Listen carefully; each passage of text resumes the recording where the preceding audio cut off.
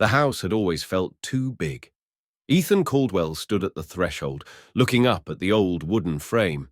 It loomed over him, weather-worn and crooked from decades of storms. The porch creaked under his weight, the wood soft with rot, the scent of mildew thick in the air. It had been 12 years since he last stepped foot inside. Now it was his. He had spent the entire drive convincing himself this was just a house, that his childhood memories of it, of the things he swore he had seen lurking in its corners, were just that, memories. But now, standing at the entrance, he wasn't so sure. The house was waiting. The key felt too heavy in his palm. He hesitated, fingers curled tight around the brass, before forcing it into the lock. The door creaked as it swung open. Dust coated every surface. The air was stale, thick with the scent of old books, mothballs, and something else.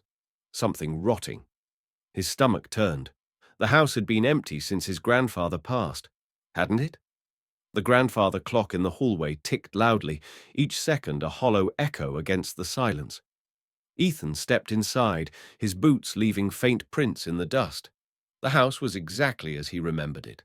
The same peeling wallpaper, the same flickering light in the foyer, the same towering bookshelves filled with leather-bound journals, and the same door at the end of the hall, the one that led downstairs.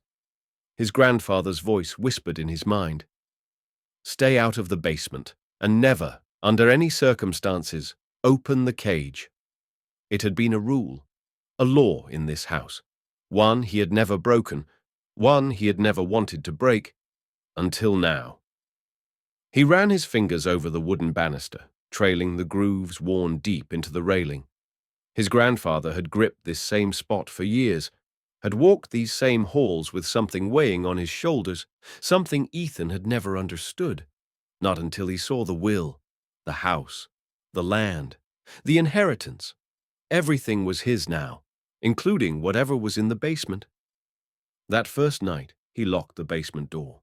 He told himself he was just tired, that the strange noises from below were nothing, just the old pipes settling, the wood expanding in the cold, not something breathing, not something whispering, not something waiting. But when he turned out the lights, lying alone in that enormous empty house, he swore he heard it. Software faint. A voice, whispering his name. The next morning, he found the journal. It was buried in his grandfather's study, tucked inside a locked drawer. Leather-bound, worn with age. The ink had faded, but the handwriting was unmistakable, sharp and frantic, pressing deep into the pages.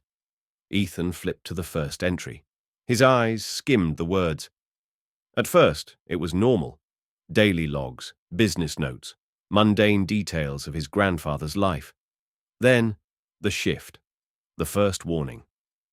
It speaks now, it whispers when I pass the door, it knows my name. Ethan swallowed hard. His fingers trembled as he flipped through the pages, his pulse pounding. More entries, more warnings, each one more desperate than the last. I should never have built over it. The cage is not a prison, it's a door. If you are reading this, it's already awake. A sharp bang echoed through the house. Ethan flinched. The sound had come from below, the basement. His breath was unsteady. The old staircase groaned beneath his weight as he stepped down, the air turning thick and damp. His flashlight flickered. The light barely cut through the darkness. And then, he saw it. The cage. It was enormous. 7 feet tall, made of blackened iron. Rusted chains wrapped around the bars, fastened with ancient locks. The metal was scarred, deep grooves like something had clawed at it from the inside. His grandfather's voice echoed in his head. Never open it. Never let it see you. Ethan stepped closer. The air was wrong, heavy, like something watching. His breath fogged in front of him, too cold for an enclosed space. And then, something moved inside. His stomach lurched. The cage should have been empty. It was empty, wasn't it? He lifted the flashlight, his hand shaking. The beam flickered against the bars. For a moment, he saw nothing, just an empty cage. just rusted chains and dust-covered stone. And then the beam glitched, his vision blurred, and in the space where there had been nothing, there was something. A shape, tall, still, standing in the center of the cage, watching him, its head tilted. And then it whispered, software, familiar. You shouldn't be here. The flashlight slipped from his fingers. The basement plunged into darkness. A sharp, ragged breath cut through the silence. Not his. Something moved. The chains rattled, and as the whisper turned into laughter, Ethan turned and ran. He slammed the basement door shut, his heart thundering, his hands shaking. The journal lay open on the desk, his grandfather's words burned into the paper. It doesn't want to escape. It wants a trade. His pulse pounded behind his eyes. His breath came in short, ragged gasps. And then, from beneath the floorboards, a soft knock, once, twice, 3 times. It knew he was here, and it was waiting. The knocking stopped. Ethan stood in the silence, his heartbeat hammering against his ribs. His fingers dug into the wooden doorframe, his breath coming too fast. He needed to leave, needed to get out of this house. But his feet wouldn't move, because deep inside, beneath the panic, something was pulling him back. He turned slowly. The basement door loomed behind him, the wood rough beneath his fingers. His grandfather's warnings echoed in his mind, but they felt distant now. The cage, the rules, the thing that whispered his name. A part of him knew. He shouldn't go back down there. But another part, a deeper, darker part, needed to know what was inside. The air in the house felt heavier, like the walls were leaning in. Every shadow stretched too far. Every creak in the floorboards felt deliberate, like something moving beneath him, like something waiting. His hands shook as he grabbed the flashlight. He stepped forward, 1 foot in front of the other, the weight in his chest growing heavier with every step. He reached the door, paused, waited for that voice to return, for the knock, for anything. But the basement was silent. He swallowed hard, and then he turned the handle. The door groaned open. The air that hit him was wrong, colder, wet, like stepping into a place that didn't belong to this house or to this world. The stairs stretched downward, swallowed in black. He hesitated, and then he stepped inside. His breath fogged in the air. The light from the flashlight trembled against the stone walls, the beam barely cutting through the darkness. The air was thick with dust, but underneath, that same rotting scent, like something old, something that had been locked away for too long. The cage was waiting. It sat in the center of the room, towering, unmoving, and inside, nothing. The chains around it were still fastened, the lock unbroken, the door shut. But something was wrong, because he knew without question, that something had been inside it before. And now it wasn't. His hands clenched around the flashlight. The light flickered, his pulse spiked, because for just a second, in the beam's edge, he saw it. A shape, tall, thin, standing in the corner of the basement, not in the cage, not locked away, but free, watching him. The flashlight flickered again, and for the briefest second, the thing moved, not stepping forward, not shifting, just closer, like the space between them had simply disappeared, like it had never been there at all. Ethan's breath locked in his throat. He staggered back. The thing did not follow. It just stood there, its form barely human, its limbs too long, its head tilted at an unnatural angle. And then it spoke. Software wrong. A voice made of too many whispers. A voice that shouldn't exist. A voice that sounded like his grandfather. You shouldn't be here, Ethan. His stomach turned. The journal. The warnings. The whispers in the night. It had never been a person in that cage. It had never been something human. And now it was out. His body screamed at him to run, to get out, to leave and never come back. But he couldn't move, because the thing in the dark wasn't just watching him. It was smiling, a slow, stretching grin, like it had been waiting for this moment, waiting for him. "I know you, Ethan." The basement walls shook. The air pressed in.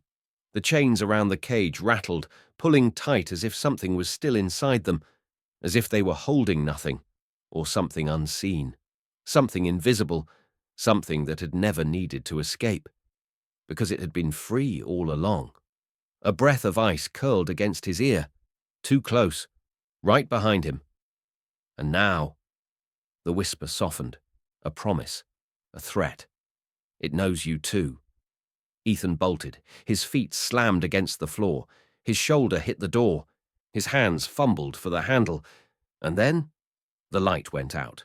Total darkness, the kind that swallowed everything, the kind that wasn't empty. He could feel it, right there, reaching, waiting. The door gave. He stumbled through, fell against the floor, scrambled up and slammed it shut, locked it, bolted it, and then silence. His breath was ragged, his skin icy, his heart hammered so hard it felt like his ribs would crack. But the basement was quiet. He pressed his forehead against the door. His hands trembled against the wood. His body felt wrong, like something was still touching him, like something had left a mark, like something had followed him out. The journal sat on the desk, the pages trembling under the breeze from the open window.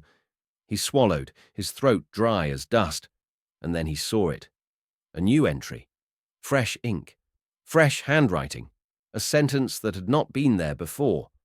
His pulse stopped, because it was his grandfather's handwriting, but the words were his.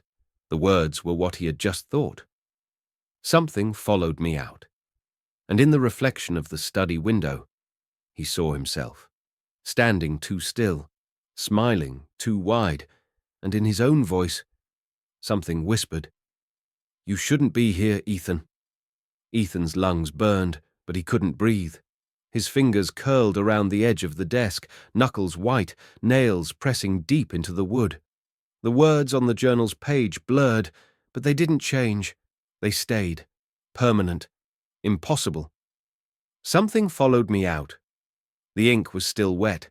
His grandfather's handwriting, his own thoughts.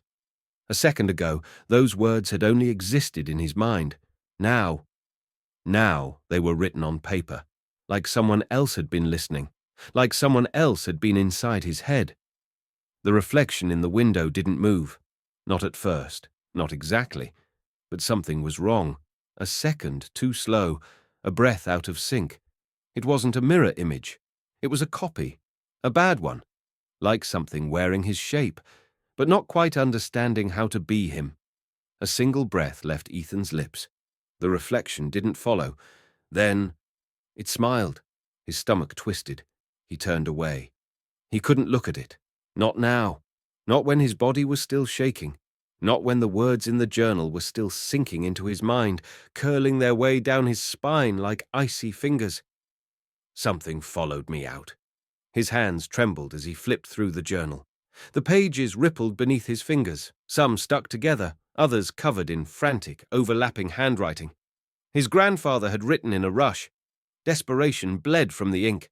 Warnings, instructions, rules. I should never have built over it. I should have burned this place to the ground.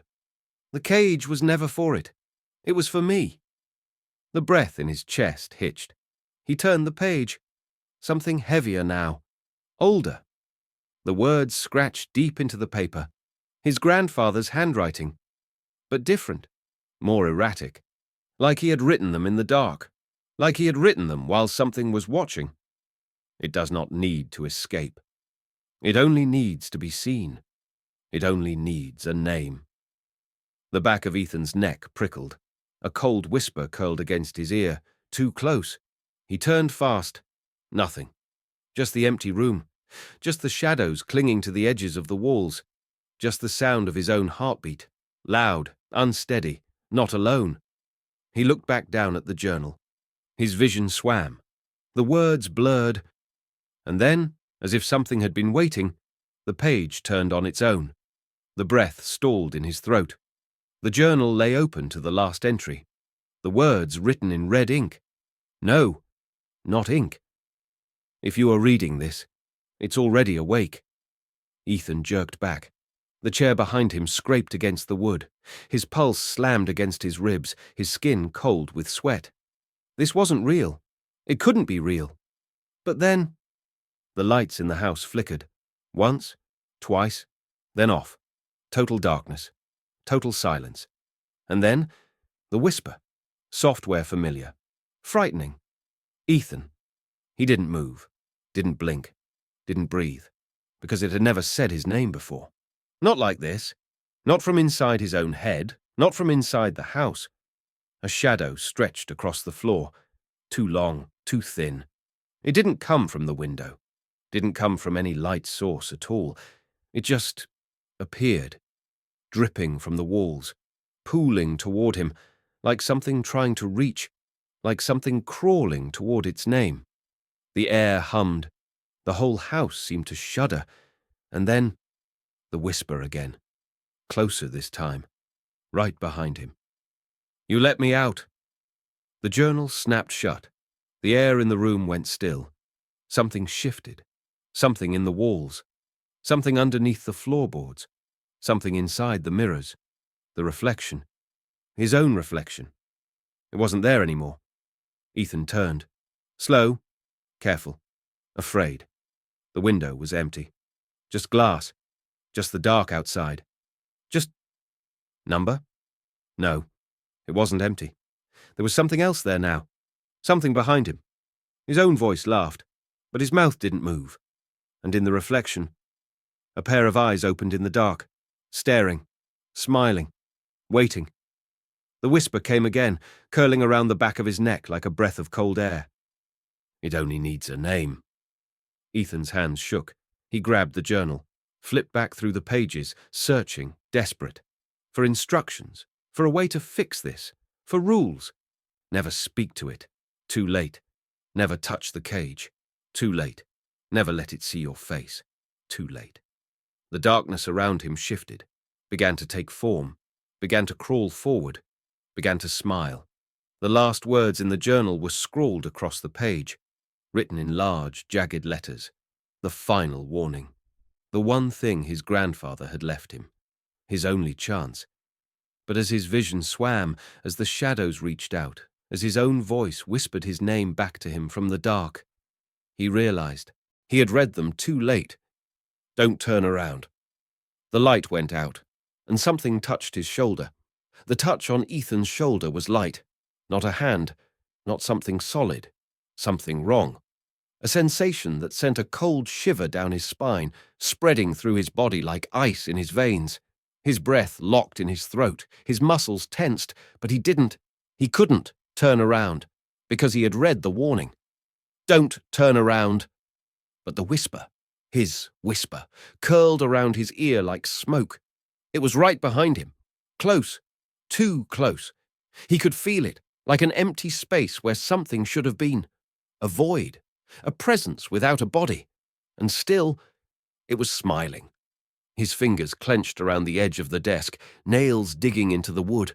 He squeezed his eyes shut, tried to steady his breathing, tried to think, tried to remember what his grandfather had written. Never speak to it. Too late. Never touch the cage. Too late. Never let it see your face. Too late. A slow breath tickled his skin. It wasn't coming from his own lungs.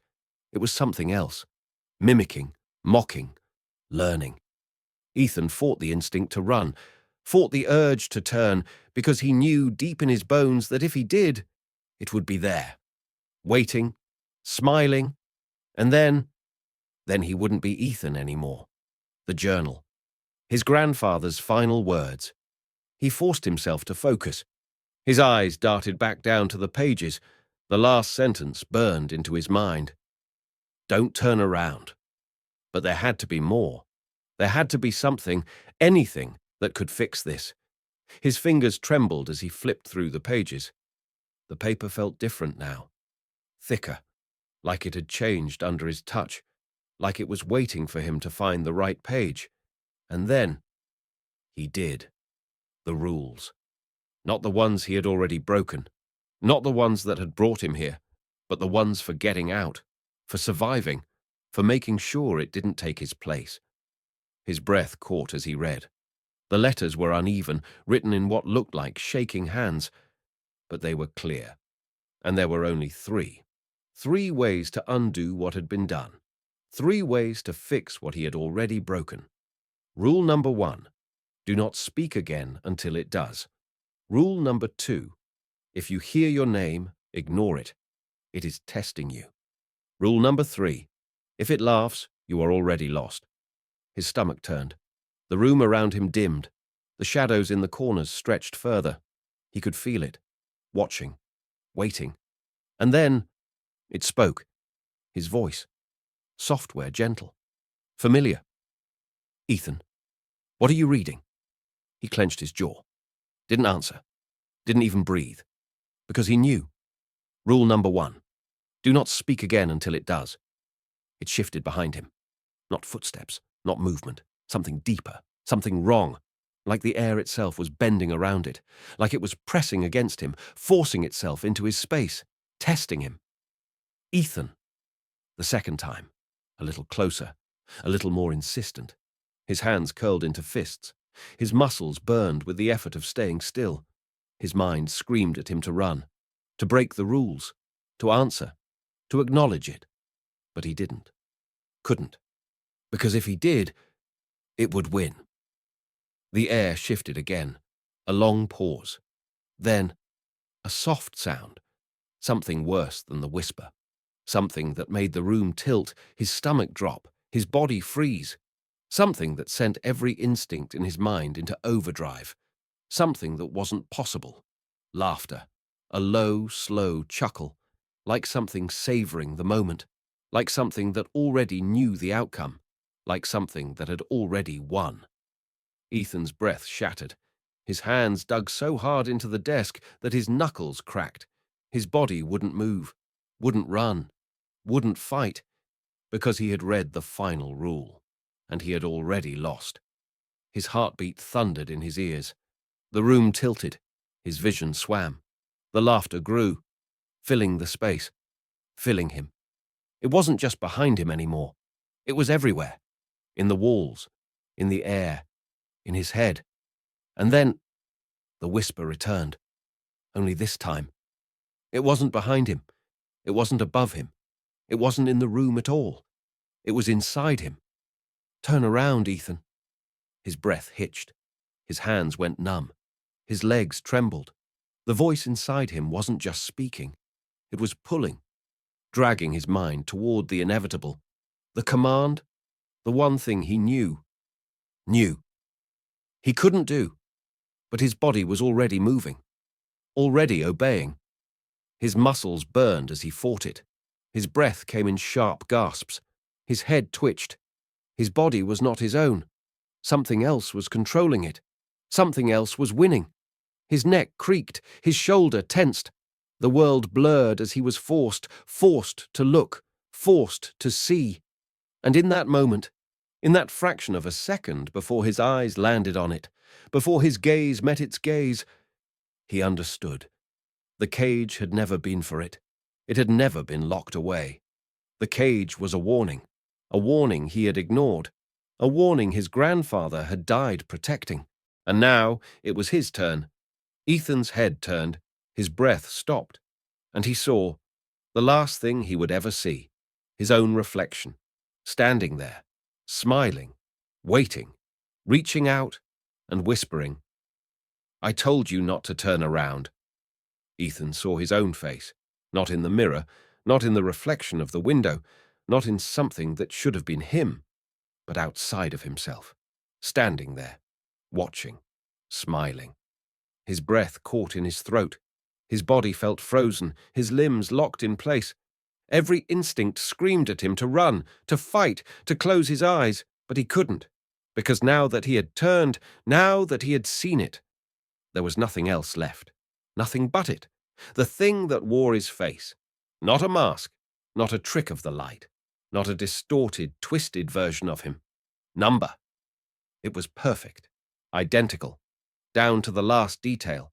Every scar, every line on his face, even the panic in his eyes. It was him, but it wasn't. The thing tilted its head, slow and deliberate. And then it spoke. "I waited a long time for you, Ethan."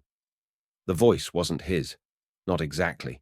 It was too smooth, too calm, too knowing, like it had always been here, like it had always been him, waiting, hiding, whispering. Ethan's stomach twisted. His heartbeat slammed against his ribs. His mind screamed that this wasn't real, couldn't be real. But deep down, something inside him knew the truth, knew what had really been locked in that cage, what his grandfather had tried to contain. Not a monster, not a demon, not something that wanted to escape, but something that wanted to replace. The journal, his grandfather's warnings. It all made sense now. The cage is not a prison. It is a door. It does not need to escape. It only needs to be seen. And now, Ethan had seen it. Now it could leave. Now it could take his place. Now he was nothing. The thing took a slow step forward. Ethan tried to back away, but his body didn't move. His legs refused to listen. His arms hung limp at his sides. He was trapped. Not by the thing, not by the room, but by something else. Something deeper. Something inside himself. A feeling. A pull. A terrible, twisting realization. He wasn't in control anymore. And the thing that wore his face, it knew it. The grin widened. The lips stretched too far. The eyes darkened. It leaned in close and whispered, "You don't need to fight, Ethan. I am you now." Something snapped inside him. A cold rush of panic surged through his veins.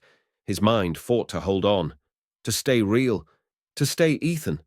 But the moment was already gone, and so was he. The house shifted. The walls shuddered. The lights flickered. And just like that, everything changed. He was somewhere else, still in the room, but not. Still standing, but not. The world felt thin, like he was floating just beyond it, like he was watching it from the other side of glass. And on the other side, standing there, solid, real, alive, was him. The other Ethan. The one that wasn't him anymore. The one that had stepped into his place. "Thank you." The voice came from his body. The new Ethan. The only Ethan now. It smiled, rolled its shoulders, flexed its fingers, testing its new skin. And then it turned and walked away. Ethan screamed. He tried to run after it, tried to grab it, tried to take himself back, but he couldn't, because he had no voice, no body, no self. He was gone. The thing that had been in the cage. It had never needed to escape. It had only needed someone to see it, to give it a shape, to let it become. And now Ethan Caldwell had never existed. Not really. Not anymore. The new Ethan, the real Ethan now, stepped outside into the night. The air was cool. The stars were bright. The world was perfect. It felt right. Because this was how it was always meant to be, how it had always been. He was home. He was real. He was Ethan. And deep beneath the house, locked inside the cage, something else whispered. A faint, distant voice. A voice no one would hear again. A voice that used to belong to Ethan Caldwell. "Let me out." Was Ethan ever real? Or had he always been the thing inside the cage? What do you think would have happened if he never turned around? Would you have looked? Don't forget to like and subscribe. Thank you.